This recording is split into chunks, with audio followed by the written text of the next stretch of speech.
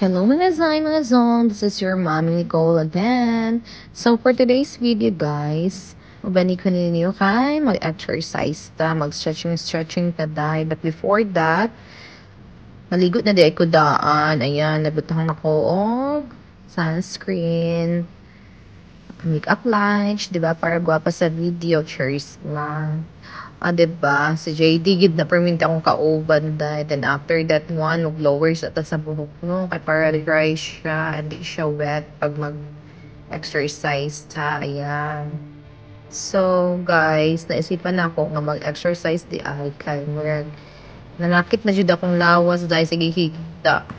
So, mao din ni siya ang akong outfit, guys. Kita sa na ako sa inyo. Grabe conservative si JD. Ayaw niya ipakita. Oh. Diba? Oh, ayan siya, guys. That's my outfit for today's exercise. So, mag-yoga dahil taong na. Tapos, ay hadin tamad. Stretching. Ayan, nananaw sa si JD sa bintana. So, let's go, guys. Ayan. Nag-stretching na si Inday. Ayan, na diba? Patuwad na siya, Day. Sige, go, Day. Kaya lagi na mo. Pero sa tinuod lang, mga Zay, kapoy mo din mag-exercise. Oh my God. Di legit ko fan sa mga kanang mag-workout. Pero karon na-realize na jud na ako nga, niday nato jud di ay mag-exercise. Kahit stretching na. At least, masingtan bitaw ta.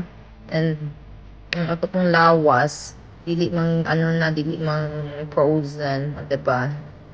Yan, Day, go, Day, kaya na nimo, Day. Hapit na ka mahuman, gamay na lang jud kulang, Zay. Mga Zay, nalagit ako sa exercise. Ano, Zay, tinday ka ninyo. Ano kasi feeling, exercise, para na sa kanay no, diba?